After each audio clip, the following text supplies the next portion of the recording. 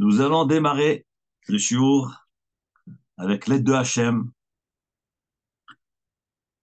Aujourd'hui, nous sommes le jeudi 9 Tevet, la veille du Ta'ani d'un jeûne. Demain, c'est Asara Tevet. Donc, nous sommes le 9 Tevet, 5785, 9 janvier 2025. Le sujet que nous allons traiter, Bezrat Hachem, c'est la vie est une équation à plusieurs inconnus. Qu'est-ce que c'est une équation? L'équation, par définition, veut dire un problème. Une équation en mathématiques, c'est un problème. Mais d'où vient le problème de l'équation? Il y a ce qu'on appelle l'égalité de valeur représentée par l'équation, c'est-à-dire la somme finale, ce qui est le résultat obtenu à la fin de l'équation. Mais pour arriver à justifier ce résultat, on a des éléments manquants. Et en mathématiques, l'équation, c'est qu'on a des chiffres, et dans les chiffres, il y a un chiffre qui est manquant, et on met une lettre à la place. Il faut deviner, trouver le chiffre manquant. Donc, une fois qu'on a trouvé, on enlève la lettre, et on met un chiffre à la place, et on arrive à ce qu'on appelle l'égalité, c'est-à-dire la valeur de l'équation. En d'autres termes, l'équation qui signifie le problème, la vie, effectivement, c'est une image. On a une idée globale de la vie. Mais pour que ça puisse être plausible et que cette vie puisse avoir un sens, il y a des éléments qui manquent dans cette vie-là.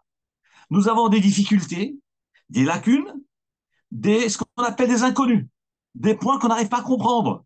Une fois qu'on arrive à comprendre ces points-là, eh ben, l'équation est claire. On arrive à résoudre l'équation.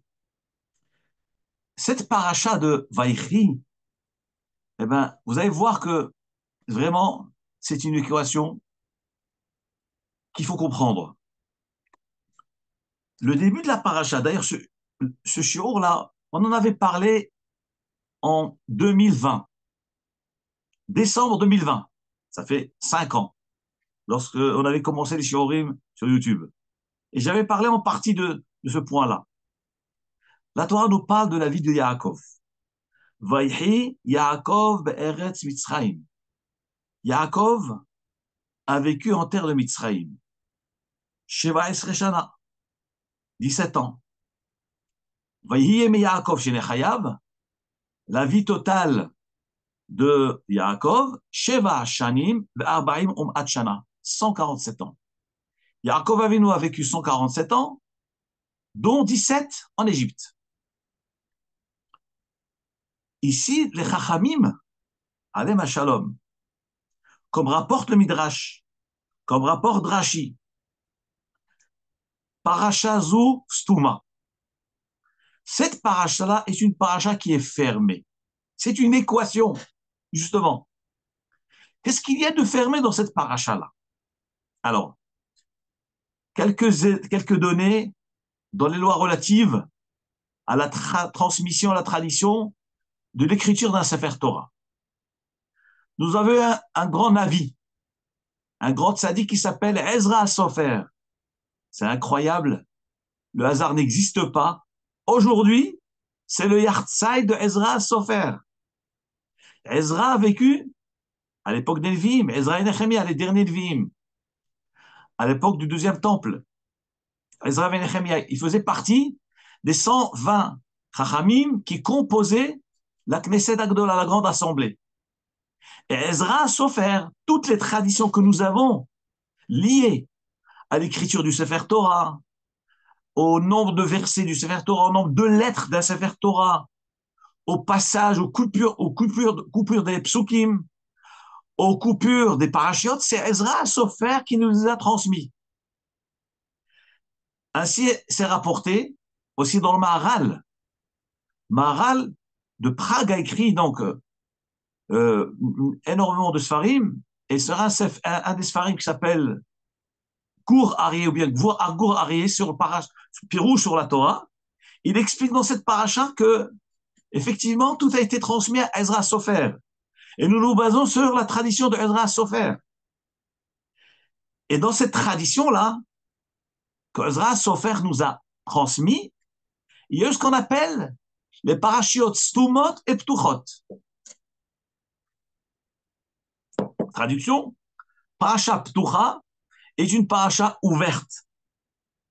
Parasha stuma est une parasha fermée. Que veut dire ouverte et que veut dire fermée?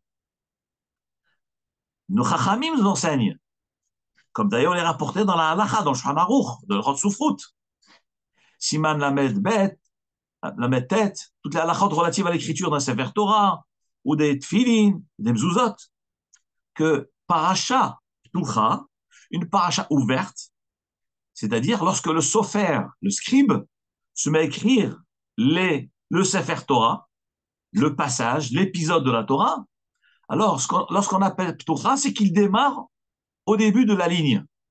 Il démarre au début de la ligne. Ça, c'est ce qu'on appelle ptucha. Lorsqu'il finit une première paracha et qu'il doit passer un deuxième paracha, alors si la deuxième paracha elle est ptucha, eh ben, il reprend la deuxième paracha à la ligne. Ça s'appelle parasha ptucha. Par contre, parasha stuma, une paracha fermée, c'est quoi? Une fois que le sofer, le scribe, a fini une première paracha, une première épisode de la Torah, et qu'il veut passer une deuxième paracha à l'écrire, si on dit qu'elle est stuma, alors là, il ne va pas à la ligne. Non, il va compter l'espace que prennent 9 lettres. Donc, il calcule à partir de la dernière lettre de la paracha précédente, il calcule 9 lettres, 9 espaces, et il se met à écrire la deuxième paracha. Et donc, du coup, lorsqu'il écrit la deuxième paracha, ben, ça ne tombe pas forcément au début d'une ligne. Ça peut être au milieu de la ligne. Donc, il commence la paracha stuma au milieu de la ligne, pas au début de la ligne. Donc, récapitulons. Paracha ptucha, eh ben, le sofer écrit au début de la ligne. Paracha stuma, le sofer commence au milieu de la ligne, en laissant l'écart de 9 lettres. Ça s'appelle paracha stuma. Évidemment, c'est une Kabbalah, tradition que Ezra Sofer a reçue depuis Doré Doro, depuis Moshe Rabbeinu, que c'est comme ça qu'il faut écrire. On n'a pas la raison. Mais on va essayer quand même de trouver ce que les raisons que les Chachamim nous donnent. Mais, a priori, pas de raison explicite.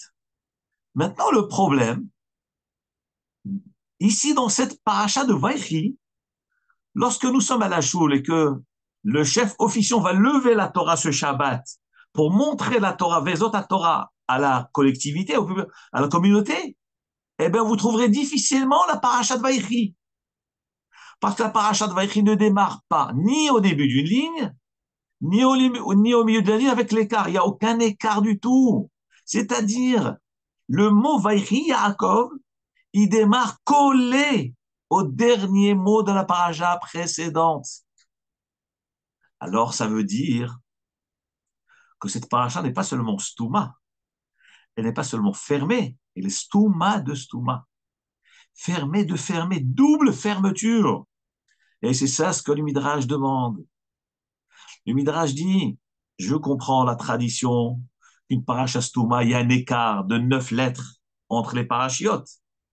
Mais la paracha de Vaïchi est une paracha non seulement qui démarre au début d'une ligne, mais la paracha elle démarre collée au dernier mot de la paracha précédente. On dirait que c'est la suite du verset. On dirait que c'est un autre verset qui suit. On dirait que c'est une seule paracha. C'est ce qu'on appelle stouma de stouma. Fermé de fermé. Double fermeture. On tourne la clé 2 fois. Et c'est ça ce que le Midrash demande. Pourquoi cette paracha est différente de toutes les autres stoumot de la Torah? Une stouma de la Torah, il y a un écart. C'est vrai qu'elle démarre pas au début de la ligne, mais quand même, il y a un petit écart au milieu de 9 lettres. On arrive à distinguer. On démarre un nouveau sujet. Mais dans celle-là, on ne voit rien du tout. Voilà pourquoi, dans le monde de Midrash, pourquoi cette paracha est stouma. Et c'est ce que j'ai appelé l'équation à plusieurs inconnus. Et toute la vie, c'est ça. C'est parce que cette paracha va nous révéler justement l'histoire du peuple juif, l'histoire des Havot, l'histoire de ce que nous allons subir tout au long des générations jusqu'à la venue de Mashiach. Et c'est ça l'équation. Il y a plusieurs inconnus, plusieurs difficultés, plusieurs contraintes, et qu'il faut résoudre, trouver les difficultés. Et pourquoi des difficultés? Je continue. Nous dit alors le Midrash, Lama parasha zu stuma. Pourquoi cette paracha-là est fermée? Fermée, c'est-à-dire double fermeture. Nous dit le Midrash, l'Omar, c'est pour nous dire, Shemeaz sheniftar Yaakov Avinu. Depuis qu'Yaakov Avinu est décédé, Nistatemu enehem velibam shel Israël. Les yeux et le cœur du peuple juif s'est fermé, s'est bouché. Mitzarat hashemud.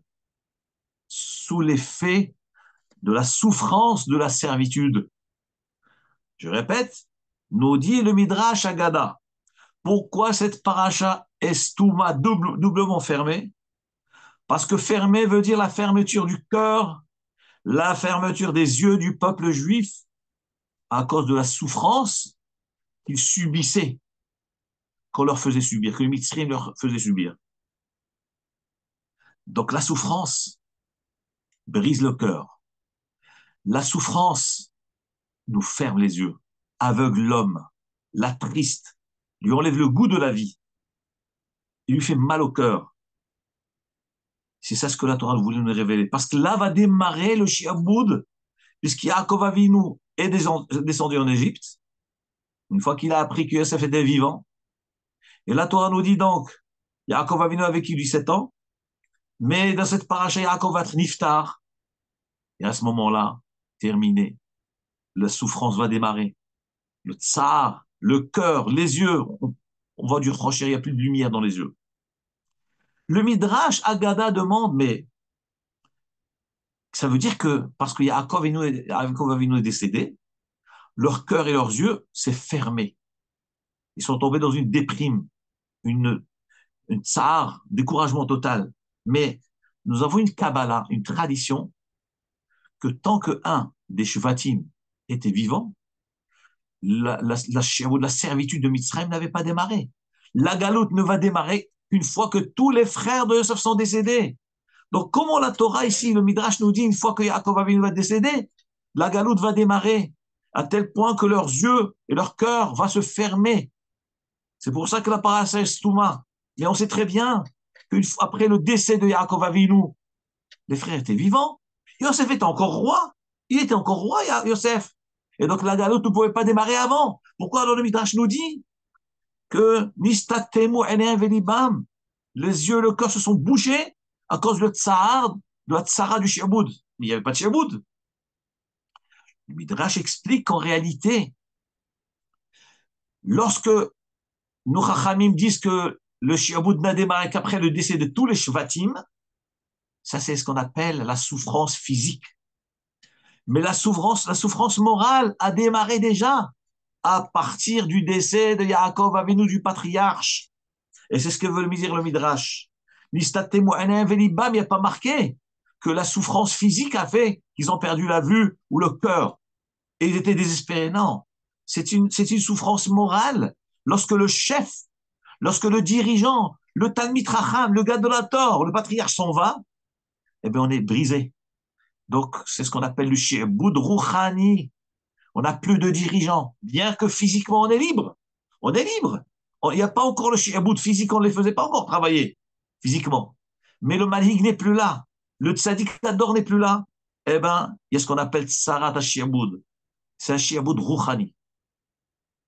Quoi qu'il en soit, on voit, dit le Midrash, pourquoi cette paracha est stouma, parachat Vaïchi, c'est pour nous dire que dans cette paracha-là a démarré le tsar et la souffrance du Ham Israël dans la galoute.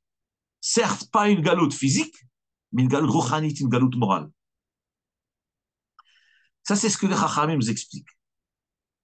Maintenant, il y a une deuxième explication qui est rapportée. Hakadosh Baruch Hu a fait en sorte que cette paracha soit une paracha fermée et cachée. Alors là, c'est d'un côté, un côté positif, apparemment. Pas comme le premier Midrash qui dit que leur cœur s'est fermé et leurs yeux se sont fermés. Non. Hakadosh Baruch Hu a stoppé la souffrance de Yaakov Avinu. Quelle souffrance? Jusque-là, Yaakov Avinu était soumis à toutes les épreuves qu'il a eues, la tsara de Lavan, de Esav, poursuivi par son frère, la tsara de Dina, la tsara de Yosef qui a été vendu par ses frères. Toutes ces souffrances-là se sont arrêtées maintenant. Et c'est pour ça que la paracha, elle est stouma. Comme ça nous dit le Midrash Rabbah, que stouma, c'est dans le bon sens. Pourquoi elle est stouma? C'est qu'Akadosh Baruch Hu a freiné toutes les souffrances de Yaakov. Ça s'est arrêté là. Les souffrances se sont apaisées. C'est pour ça que c'est stouma. Donc ça, c'est plus positif que négatif. C'est très bien. Une autre explication qui est rapportée dans le Midrash. Le Midrash à Biour lui dit pourquoi cette paracha elle est stouma. C'est parce que Akadosh Baruch Hu ne voulait pas publier le décès du tzaddik. Parce que dans cette paracha, Yaakov Avinu allait décéder, avait quitté le monde. Et Hachem ne voulait pas révéler le départ du tzaddik. Donc il a camouflé Kaviarol. Il a fait en sorte que c'est une même paracha que la paracha précédente. Et il a tout fait en un trait pour qu'on ne sente pas. Vaïri, il a vécu donc il va mourir. Non, Hachem n'a pas voulu. Il a voulu cacher le décès du tzaddik. Parce qu'Hachem a du tsahar quand le tzaddik quitte le monde. Quitte l'Olamazé. Comme il est marqué dans le pasuk de Tehillim. Yakar be'ene Adonai. Il y a combien, ô combien est cher et difficile Kaviachol aux yeux d'Hachem à Mafta la Chassidav. Le décès des Chassidim. Le départ des tzadikim, c'est un grand tsahar Kaviachol pour la Shrina. Et Hachem ne veut pas montrer ce tsahar. Donc il cache. Donc c'est pour ça que la paracha de Vaïri est une paracha qui est camouflée, cachée, fermée. On ne veut pas dire, le tzadik est parti. Non, on dit non. Non, encore, il est encore là. Qu'on sente que il faut cacher ce décès-là. Parce que c'est tsahar pour Hachem Kaviachol. Troisième explication. Quatrième explication, qui est rapportée dans le Midrash dit que lorsqu'Akadosh Baruch Hu a transmis les parachiotes à Moshe Rabbeinu, et alors, dans les parachiotes, il n'a pas tout transmis d'un trait. Hakadosh Baruch Hu a transmis à Moshe Rabbeinu, qui plus tard nous avons reçu à travers Ezra Sofer et tous les Chachamim des Dorot, les interruptions d'un sujet à l'autre, d'une paracha à l'autre, la stouma, la ptucha. Mais pourquoi est-il besoin de marquer des arrêts dans les épisodes de la Torah? Un livre, vous l'écrivez d'un trait. Vous avez une œuvre d'un trait. La Torah, c'est une entité. Donc, il fallait tout d'un trait, sans interruption. Évidemment, les versets pour qu'on puisse savoir de quoi il s'agit. Verset 1, verset 2, verset 3. Mais pourquoi, entre les parachiotes, il faut l'espace ptucha ou stuma? Nous dit le Midrash, Liten revach le Moshe litbonen ben paracha les paracha. C'est pour permettre à Moshe Rabbeinu de réfléchir entre un sujet et un autre. Donc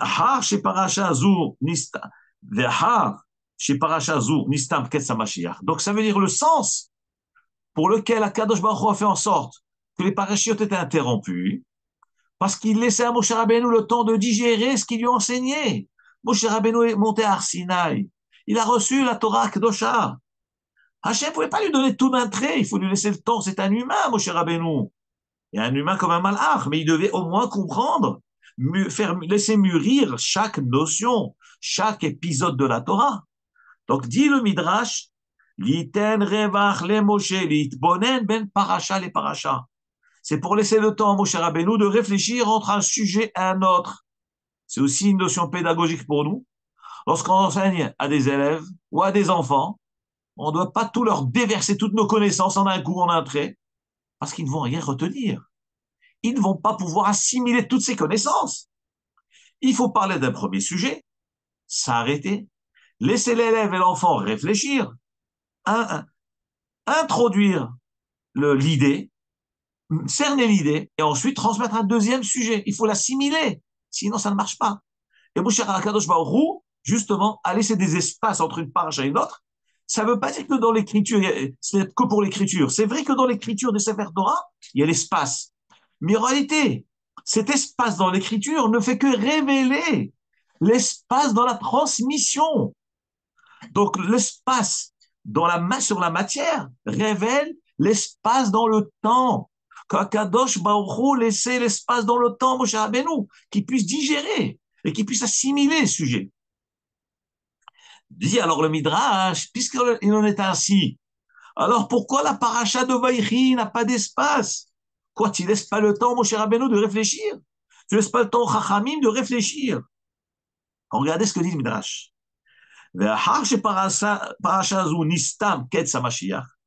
Puisque après cette paracha-là, le ketz de Mashiach, la fin, c'est-à-dire la finale, la fin de la galoute, c'est fixé, elle s'est cachée, elle a été cachée, on verra ce que ça veut dire.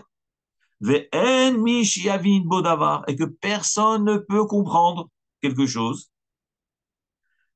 Personne ne peut comprendre. C'est-à-dire qu'Akadosh Baruch Hu a caché, a voilé la fin de la galoute, la fin des tsarot, la fin des souffrances du peuple juif. Akadosh Baruch Hu a caché cela. Puisqu'il a, comme il est dit, où c'est marqué dans le pasouk, où c'est marqué qu'Hachem a caché. Parce qu'il est marqué dans un pasouk, qui yom nakam belibi, un jour de vengeance dans mon cœur, comme ça dit Hachem. C'est-à-dire, Hakadosh Baruch Hu, dans son cœur, une vengeance, il va se venger des ennemis. Mais c'est dans son cœur. Il n'a pas révélé au monde. Il n'a même pas révélé à ses enfants. Quand ça va s'arrêter? Quand Hachem va se venger? Hachem n'a pas révélé. C'est pour ça que dans le passage qui est marqué, Yom Nakam Belibi, un jour de vengeance dans mon cœur. Donc, puisqu'il en est ainsi, Re'uyai Parasha Azul Yotstuma. Cette paracha lui convient d'être fermée à double clé, Beli Hafsaka, sans interruption. Puisqu'Akadosh Baruch Hu n'a pas laissé le temps, Moshe Rabbeinu, de réfléchir. Hakadosh Baruch Hu ne lui a pas laissé le temps de réfléchir, puisqu'on a dit que l'espace sur la matière, sur le parchemin, ne fait que révéler l'espace dans le temps. Ça veut dire qu'Hachem n'a pas laissé d'espace, puisque le Sofer n'a pas besoin de laisser d'espace. Ça veut dire que Moshe Rabbeinu n'a pas eu d'espace, il n'a pas eu d'espace-temps pour réfléchir. Pourquoi Hachem ne lui a pas laissé l'espace? Parce qu'Hachem a caché la fin de la galoute. Parce que justement, dans cette paracha de Vaïchi, qui parle de la fin de la galoute, Hakadosh Baruch Hu a caché. Et donc, ça n'a pas été dévoilé à Moshe Rabbeinu. Et par conséquent, Moshe Rabbeinu n'a pas eu le temps de réfléchir, puisqu'il n'y avait rien à réfléchir. Hachem avait décidé autrement. D'ailleurs, le Midrash Rabbah nous rapporte un autre enseignement qui est dans le même sens. Une Gemara qui a apporté dans Masechet Psachim. La Gemara de Psachim, Daf Nun Vav Amud Aleph, page 56. La Gemara dit, mais pourquoi Hakadosh Baruch Hu a fait en sorte que cette paracha soit stouma? Parce que Hakadosh Baruch Hu a fermé la chokhma de Yaakov Avinu. Nistatema mimeno echazon. Hakadosh Baruch Hu lui a ôté la prophétie à Yaakov Avinu. Pourquoi cette paracha de Vaïchi est une paracha qui est doublement fermée? Parce qu'Hakadosh Baruch Hu a fermé la prophétie de Yaakov Avinu. Il l'a empêché de prophétiser. Il a enlevé la prophétie. La Shrina s'est éloignée de lui. Nistaleka mimo Shrina. Et s'est éloignée de lui à cet instant-là. Comme dit d'ailleurs la Gemara dans Masechet Psachim Daf Nun Vav. Mais pourquoi Hachem a fait ça? D'accord. Hachem a décidé d'enlever la névoa à Yaakov Avinu. Et c'est pour cela que cette paracha, elle est stouma, fermée comme la fermeture de l'esprit. On ne comprend plus rien. Yaakov ne comprend plus rien. Moshe Rabbeinu ne comprend plus rien. Mais pourquoi? Pourquoi Hachem a fait ça? Nous dit la Gemara dans Psachim. Kedei shelo yigale sod Hachem. Parce qu'Hachem n'a pas voulu que Yaakov Avinu révèle le secret du maître du monde. Mi pene kevod Hachem itbarach. À cause de l'honneur de Hachem itbarach. Et c'est justement là le sujet de ce shiur d'aujourd'hui. Comment comprenons-nous ce que l'Agmara dans Psachim dit? Que dit l'Agmara? L'Agmara dit, cette Gemara elle est rapportée dans le Midrash. Le Midrash Rabbah il rapporte cela, et c'est une Gemara explicite dans Psachim Nunvav. Dit le Midrash, pourquoi Hakadosh Baruch Hu a fait en sorte que cette paracha soit fermée? C'est pour nous montrer qu'il a fermé la Chokhma à Yaakov Avinu et qu'il a fermé les espaces des parachiotes Pourquoi Hachem a fait cela?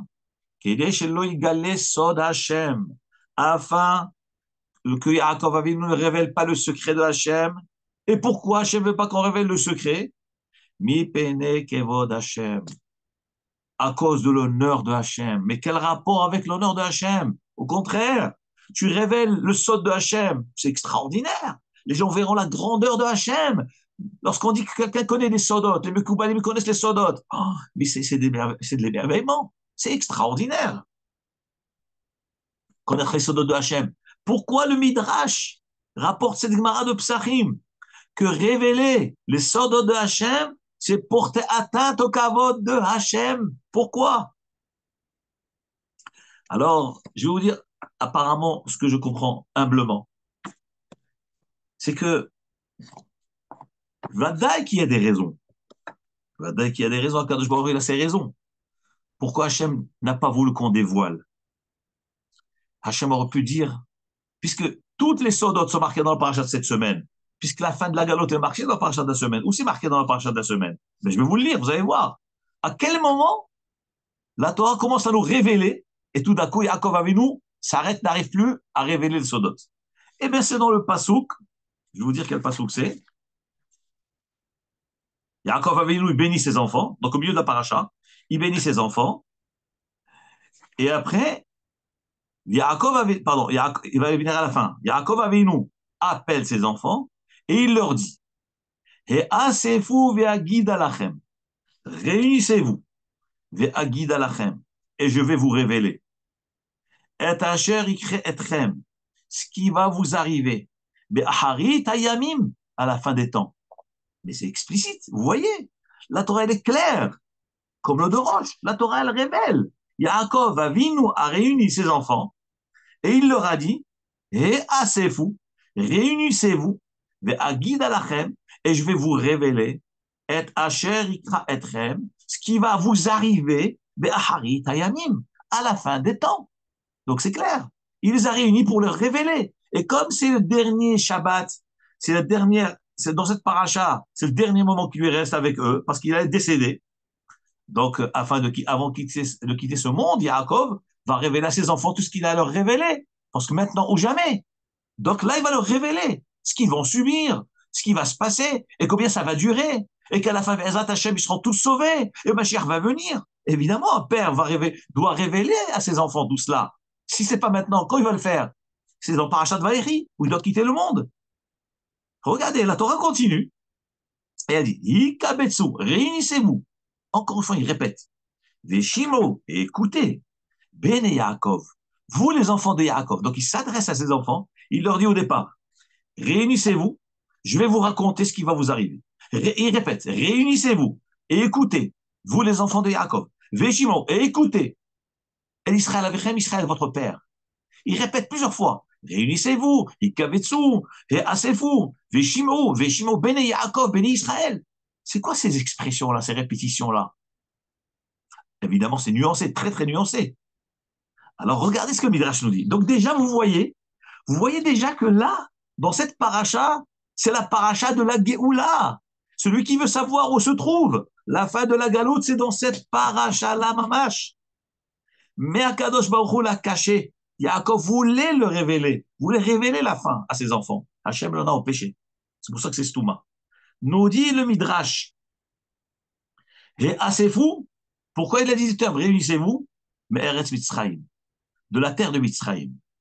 V'ikabetsu les Ramsès, et rassemblez-vous, parce qu'il y a réunir et se rassembler.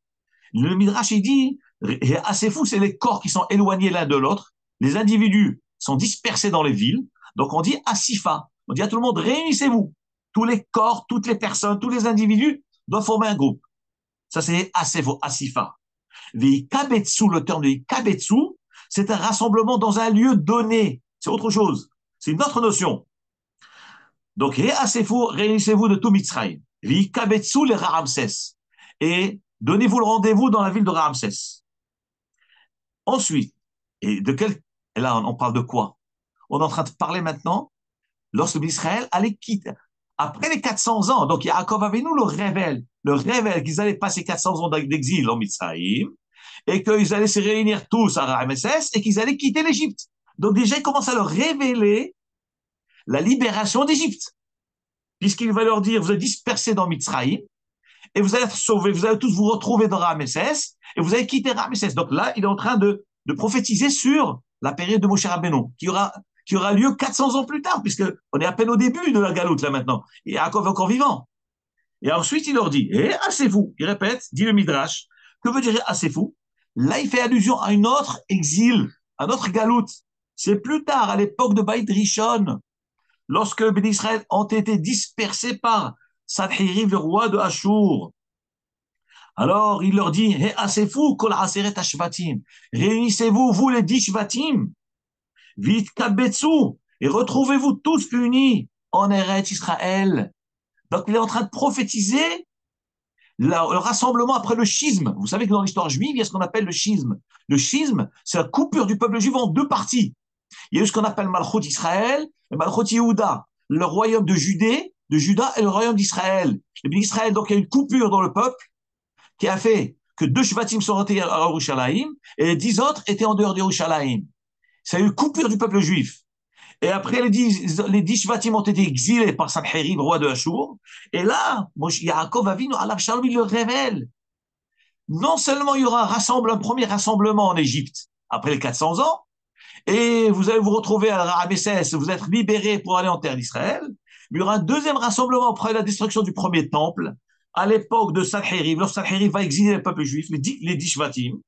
Là aussi, il leur dit, asseyez-vous, vous les 10 Shvatim, réunissez-vous, et hikabetsu, et allez rejoindre les 2 autres Shvatim, Yehuda et Binyamin, qui eux se trouvent à Yerushalayim, dont nous sommes descendants. Parce que nous, les Juifs actuels dans le monde, sont tous descendants des Yehuda et Binyamin, parce que les 10 Shvatim, on ne sait pas ce qu'ils sont devenus.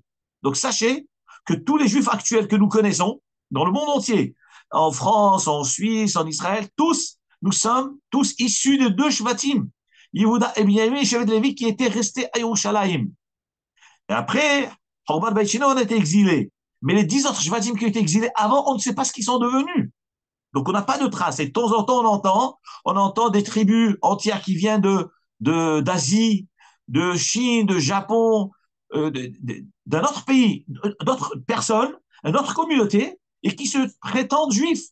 Et on considère que probablement, c'est des descendants des 10 Shvatim. Mais les juifs que nous connaissons, nous, actuellement, c'est 2 Shvatim, c'est Yehuda et Binyamin. Et c'est ce que Yaakov Avinu dit à ses enfants.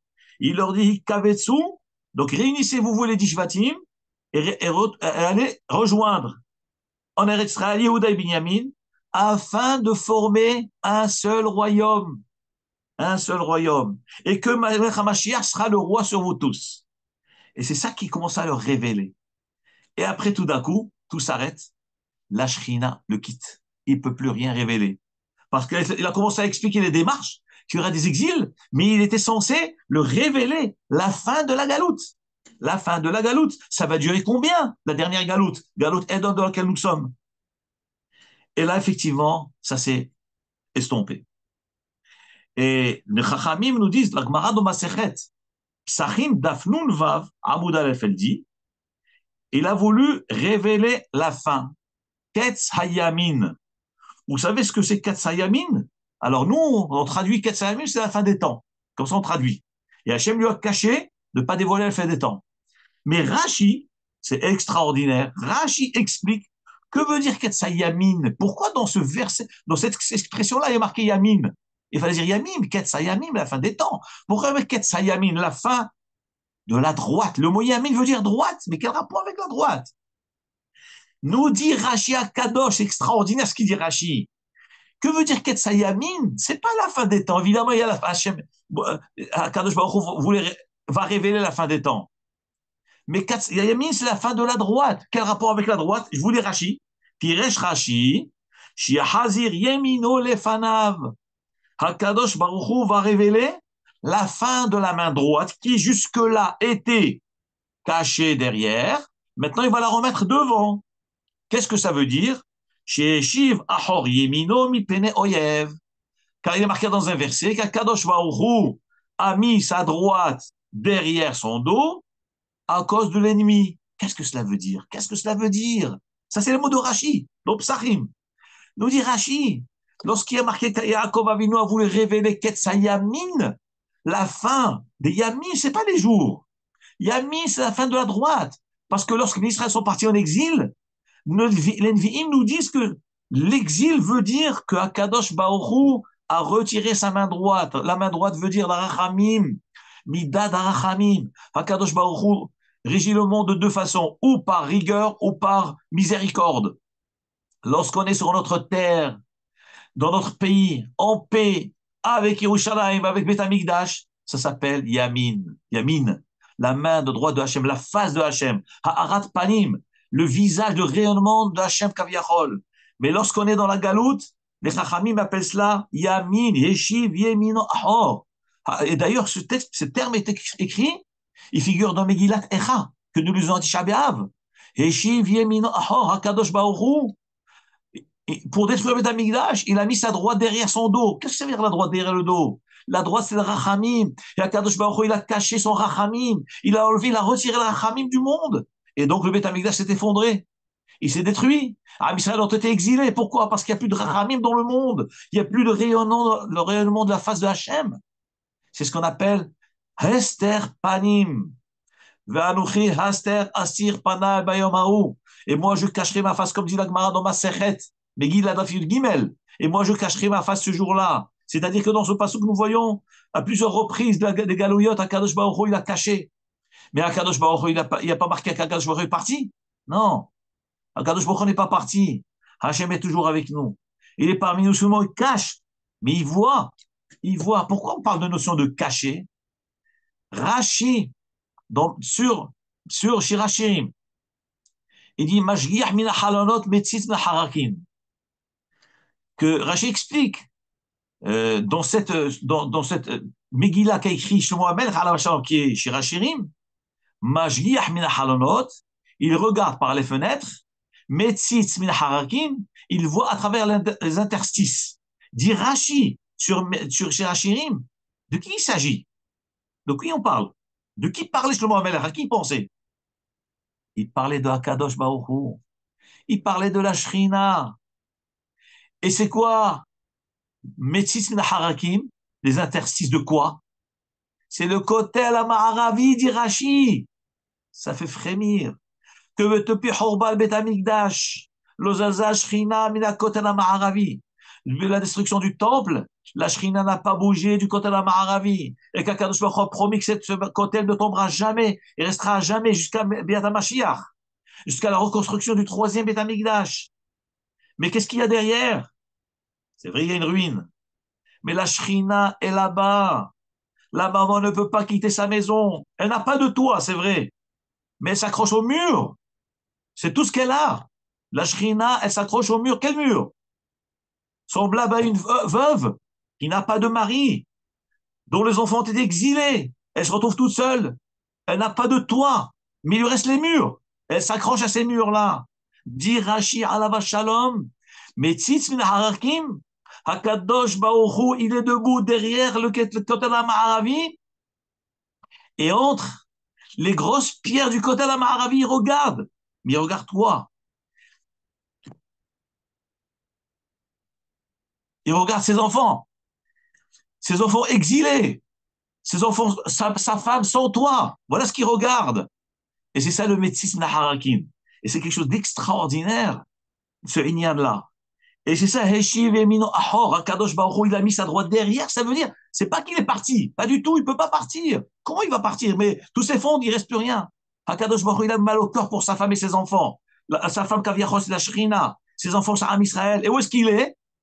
Eh ben, lui aussi, il est dans la pluie. Il n'a pas de toit. Et d'ailleurs, regardez les Farshim, ce qu'il dit sur le Pasuk dans Shirachirim, où c'est marqué, Kol Dodi Dofek, la voix de mon bien-aimé qui toque. Qui c'est Dodi? Mon bien-aimé, c'est Akadosh Baruch Hu qui toque.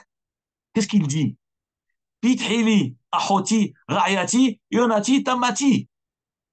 C'est le passage que nous lisons tous les vendredis soirs chez les Sfaradim, chez Rachirim. Kol Dodi Dofek. La voix de mon bien-aimé qui toque, c'est Hachem qui toque. Qu'est-ce qu'il dit? Pithili, je t'en supplie, ouvre-moi. Ahoti, ma sœur. Rayati, ma femme, Yonati, ma colombe. Chez le Roshinim, à qui il parle à la Shrina, à Israël, à la Shrina qui est dans la galoute. Pourquoi il dit ouvrez-moi? Chez Roshinim Latal, qui vous là. Mes cheveux se sont remplis de rosée. Qu'est-ce que ça veut dire? Ça veut dire que la Shrina n'a pas de toit. La Shrina n'a pas de maison. Elle n'a pas de maison. On a l'impression, Hachem est parti, ça y est, il nous a abandonnés. D'ailleurs, c'est ce que les goïms disent de nous. Les goïms disent, oui, c'est vrai. Il est marqué dans l'Ancien Testament, que vous êtes le peuple élu. Mais votre Dieu vous a abandonné. Voilà pourquoi eux, ils disent, les chrétiens, ils disent que le vrai peuple d'Israël, le vrai juif, c'est qui? C'est l'acrobate. C'est le christianisme. Parce qu'ils disent qu'après la faute du veau d'or, etc., Dieu nous a abandonnés. Chasvé shalom. Chasvé shalom. Jamais Hachem n'abandonnera ses enfants. Jamais kiloitosh Adonai et Amo ovet nahalato lui azov. Tous les jours on dit dans la tfila. Kiloitosh Hachem et Amo. Hachem n'abandonnera jamais ses enfants. Et c'est pour ça que Shlomo Melech a écrit dans Shirachirim, Kol Dodi Dofek, la voix de mon bien-aimé qui tape. Pithili, ouvrez-moi. Vous vous sentez bien, vous avez des belles maisons, des belles villas, des belles voitures. Avez-vous pensé à la Shrina qui n'a pas de maison? Avez-vous pensé à la Shrina qui est dans le froid, qui est tout inondée, sous la pluie, sous la rosée, qui vous sautez dans la nuit, dans le Chocher, dans la nuit de la galoute? Vous avez pensé à la Shrina alors que nous sommes au chaud? Voilà ce que nous révèle Shlomo Amelech Alav Shalom dans Shirachirim. Et c'est ce qu'on appelle Heshi Viemino Ahor. C'est ce que le navire mis à Alav Shalom, lorsqu'il a composé la Megillah de Echa que nous lisons à Tisha B'Av, il dit Heshi Viemino Ahor. Hakadosh Baruch Hu a mis sa droite derrière. C'est quoi la droite? C'est le Rachamim. Mais pourquoi il a fait ça? Mais pourquoi? C'est pas que lui veut faire ça, c'est à cause de nous. À cause de nous. Parce qu'on s'est mal conduit. On a fait Avodazara, Guido Arayot, les mariages interdits comme est marqué dans Zohar Kadosh, que après le Horman Baïd Rishon, ils étaient censés revenir comme le miracle de l'Isiat Mitzrayim, comme c'est marqué dans Zohar Kadosh. Comme il est marqué, Adi Avor Amecha Hashem, Adi Avor Amzu Kanita. Jusqu'à ce, on dit dans la Shira, jusqu'à ce que passe ton peuple Hashem, jusqu'à ce que passe à Amzu, ce peuple que tu as acquis. Nous dit les Chachamim, pourquoi il est marqué Adi Avor dans la Shira? Ici, on parle du retour de Israël sur leur terre.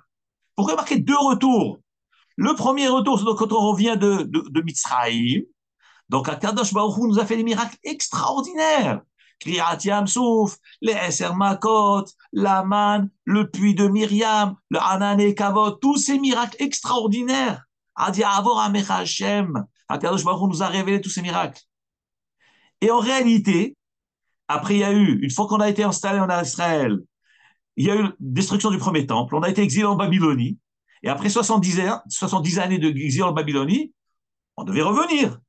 Mais, nous disent les Chachamim, le deuxième retour aussi était censé être un retour miraculeux, comme celui de la sortie de Mitzrayim, qu'on est retourné on a été en Israël avec des miracles. Mais disent Zohar Kadosh, comme les Israël en Bavel, ils se sont mariés avec des non-juives, ils n'ont pas gardé la Torah. Hachem a dit quoi? Moi, je vais les ramener. Je vais attester leur mauvaise conduite. Jamais. Je veux même pas qu'ils reviennent. Et la Shrina a pleuré pour nous. La Shrina s'est engagée. Qui c'est la Shrina? La Shrina, Kdosha, c'est notre mère. Elle a pleuré. Elle dit Zohar Kadosh devant Hachem. Hachem, je t'en supplie pas. Je t'en supplie, pardonne-leur. Pardonne-leur. Laisse-les revenir. Hachem, il dit pour toi, les Ma'aner, et essai. Pour toi, la maman de ces enfants-là. D'accord, Knesset Israël, je vais les ramener. Mais ils vont revenir d'eux-mêmes. Il n'y aura pas les mêmes miracles que ce qu'il y a au sorti de Mitzrayim. Bien que dans la Shira, nous disons, Adi Avor, Amecha Hashem, Adi Avor, Amzukanita, Adi Avor, deux biot, deux arrivages. Et donc, ils sont identiques. Les miracles devaient être extraordinaires, autant dans le premier que dans le deuxième. Dans le deuxième, autant que le premier. Mais comme ils ont fauté, le deuxième sont venus par leurs moyens, et c'était pas aussi miraculeux que les autres, etc. Et après, lorsqu'ils sont revenus, lorsque il y a eu Horban Baït Sheni, Akadosh Baruch Hu, il a dit à Shrina, puisque toi tu es la mère, moi tu as plaidé leur cause, je leur ai pardonné, j'ai accepté qu'ils reviennent. Pour toi, parce que toi tu m'as garanti qu'ils vont revenir. Mais comme ils se sont mal conduits, donc je te renvoie toi et eux.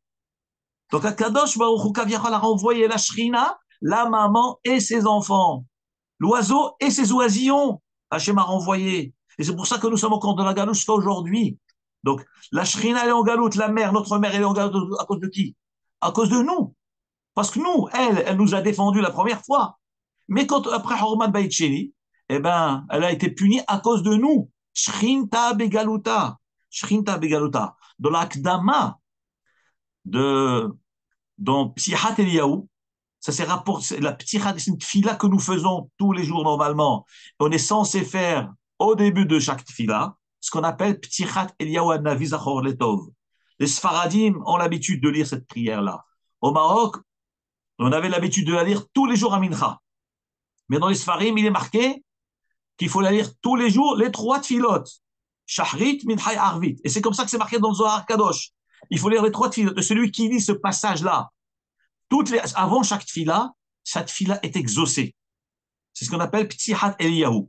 Cette p'ticha-là, d'Eliyahu Hanavi, il a révélé cette prière-là à Rabbi Shimon Bar Yochai lorsqu'il était dans la grotte. Et cette p'ticha, elle se trouve justement dans les écrits. D'où nous l'avons, nous? Elle est marquée dans le Sidour. Mais d'où le Sidour-là? Eh bien, cette p'ticha, cette prière se trouve dans le livre Sefer HaTikunim, les Shiv'im Tikunim que Rabbi Shimon Bar Yochai a écrit dans la grotte pendant les 13 années, qui était caché dans cette grotte-là. Et il a écrit là-bas, et il s'est révélé à lui, d'ailleurs, il s'est révélé à lui 2 fois par jour, et une des révélations qu'il lui a données, c'était cette prière-là, et Rabbi Shimon Bar Yochai l'a écrite, et elle se trouve dans le Sefer HaTikunim, dans l'Akdama de Sefer HaTikunim. Qu'est-ce qui est marqué dans cet Akdama-là? Qu'est-ce qui est marqué dans le Tfilat Patah, Eliyahu Hanavi Zachor Letovama? Dans la Tfila, il y a marqué, Eliyahu Hanavi révèle, il dit à Rabbi Shimon Bar Yochai, Ant Hashavt, toi tu as pensé, des Miyoma di Hara ve Mikdasha, dit-il, depuis que Beth Amikdash a été détruit, moi, je suis au chaud et je suis tranquille. Il dit, la vachi, de la halna bishuva, depuis que Beth Amikdash a été détruit, je n'ai pas de maison, je n'ai pas de toit, Shiroshinim latal, ma tête s'est remplie de rosée. C'est-à-dire, je suis dans la rue. Kaviachol Akadosh Baruch Hu lui-même, il souffre avec nous. Là, non seulement, le Zohar Kadosh révèle, regardez quelque chose d'incroyable. Le Zohar Kadosh révèle que non seulement la mère et ses enfants ont été exilés, mais comme Kaviachol Akadosh Baruch Hu qui est le Khatan, il est soucieux de ce qui se passe avec Kaviachol la Shrina qui est comme Sakala et de ses enfants. Donc il ne peut pas les laisser. Qu'est-ce qu'il a fait? Il est parti avec eux en galoute. Mais c'est terrible. Vous imaginez ce que ça veut dire? Donc non seulement la maman a été exilée parce qu'elle a défendu ses enfants, les enfants ont été exilés parce qu'ils ont fauté, mais le père de famille Kadosh Baruch Hu, il est parti aussi avec eux en galoute. Pourquoi? Parce qu'il a peur de ce qui va leur arriver. Donc il est aussi en galoute. Donc du coup, toute la famille est en galoute. À cause de qui? À cause des enfants, à cause de nos avérotes, à cause de notre assimilation, à cause de mariage mixte, à cause de transgression du Shabbat. Voilà pourquoi la Shrina est en galoute. Et il y a un avis, il révèle, la Shrina lui dit, et lui révèle à Rabbi Shimon Bar Yochai, Kol man zman she'at begaluta, tant que tu es dans la galoute, hare simana, c'est un siman, shiroshin latal, hi shechenta begaluta. Tant que tu es dans la galoute, ça, je suis avec vous dans la galoute. Imo anochi betsara. Et c'est ça ce que les Chachamim appellent Reshiv Yemino Ahor. Hakadosh Baruch Hu a caché sa main, il l'a mise derrière. Tout cela, c'est la galoute. Et Hakadosh Baruch Hu n'a pas voulu révéler la fin de la galoute. Donc on était en train de demander, mais pourquoi? Pourquoi cette équation-là, on n'arrive pas à la résoudre, à trouver l'égalité, le sens, l'image, comme ce puzzle, semblable à un puzzle. Vous avez un gros puzzle. Vous avez un cadre du puzzle. Vous savez que ça doit donner cette image, mais vous n'arrivez pas à voir l'image parce qu'il manque des pièces du puzzle. C'est ça les inconnus dans le puzzle. C'est ça les inconnus dans la vie. C'est ça le problème, les inconnus dans l'équation. Il y a des nisyonotes sur Terre, il y a des tsaot, on n'arrive pas à comprendre. Mais comment alors concevoir les choses? Comment accepter les choses? L'Agmara nous raconte dans le traité de Masechet Baba Kama, Daf Nun, Amoud Aleph, Tanu Rabanan. Chachamim enseigne, Maaseh bebito shel Nehonia ben Hofer Shichin. Il y avait un rave qui s'appelait Nehonia, un homme à l'époque de la Gemara, de la Mishnah, qui avait l'habitude de creuser des des réserves, des puits. Rachid explique pourquoi il creusait sur toutes les routes d'Israël, afin que l'eau s'accumule dans ces réserves, que ça fasse des réserves d'eau, pour ceux qui montent à Yerushalayim pour les régalim. Les gens venaient de tout Israël pour amener des sacrifices, amener Korban Pessah à Yerushalayim, donc il fallait de l'eau sur la route. Et ce tzaddik-là, Nechunia, lui, il creusait partout des puits. Et donc les gens, là où il circulait, là où il voyageait, il y avait des réserves d'eau. Donc les gens ne manquaient pas d'eau grâce à lui. Et voilà qu'un jour, la Gemara nous raconte, on est venu annoncer on a dit à Nechunia, on lui a annoncé que sa fille est tombée dans un de ces puits-là. Elle a failli mourir. Elle est tombée dans le puits. Elle est en train de mourir, de se noyer dans un de ces puits. Alors, les Chachamim ils ont été voir le gars de la danse, c'était Rabbi Hanina ben Dossa. Ils ont dit, Rav, Kodarav, il y a la fille de Nehonia qui est tombée dans le puits. Je t'en supplie, prie pour elle, faites quelque chose pour elle, pour la sauver. Elle est en train de mourir. Ils sont arrivés chez lui la première heure. Il leur a dit, Shalom, vous inquiétez pas. Elle n'a pas le temps encore de mourir. Elle a encore du temps devant elle. Ils reviennent une heure plus tard. Rav, vous avez fait quelque chose. Shalom, ne vous inquiétez pas. Elle n'a pas encore au stade final. C'est étonnant. Troisième heure, ils reviennent le voir. Rav, Koda Rav. Mais elle va mourir, cette jeune fille, la fille de Nehonia. Hofer Shehin, faites quelque chose. Amar Lahem, il leur a dit, Alta. Ne vous inquiétez pas, elle est déjà montée. Alors, c'est bien Ruach HaKodesh, évidemment. Par prophétie, Rabbi Hanina ben Dossa a vu que cette jeune fille a pu sortir du puits indemne. Après, les Chachamim ont été la voir. Ils ont dit, mais comment t'as fait pour sortir? Comment t'as fait pour sortir?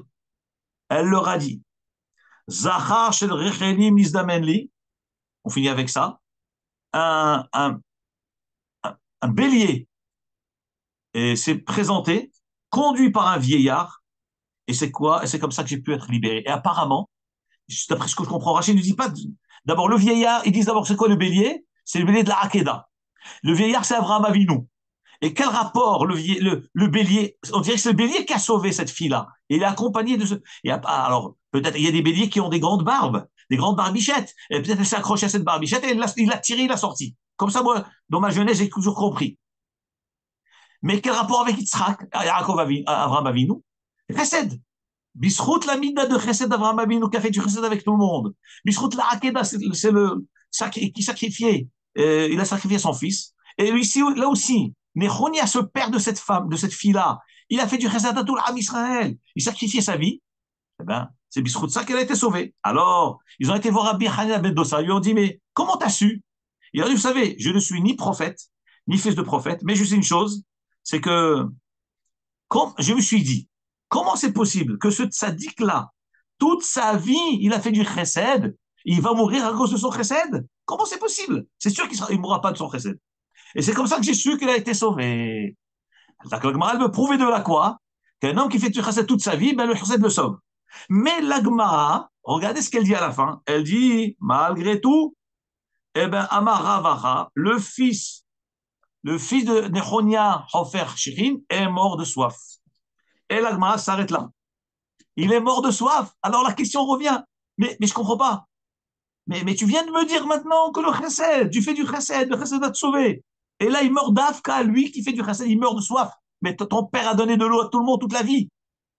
Quand monsieur Safra Alav Shalom Niftar, Rav Chaim Pinto est venu. Il a fait un espède à Genève. J'étais présent devant le cercueil.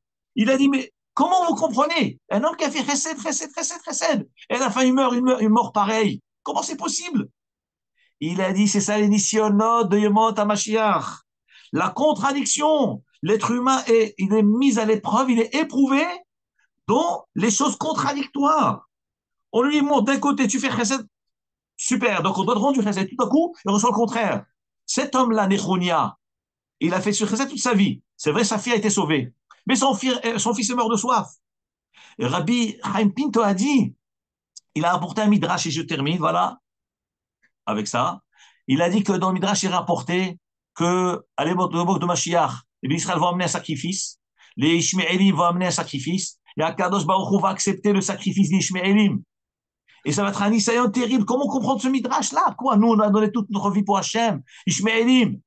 Ils ont fait quoi? Ils donnent le corban, ils sont acceptés. Il a dit justement, c'est ça l'épreuve de Mot HaMashiach.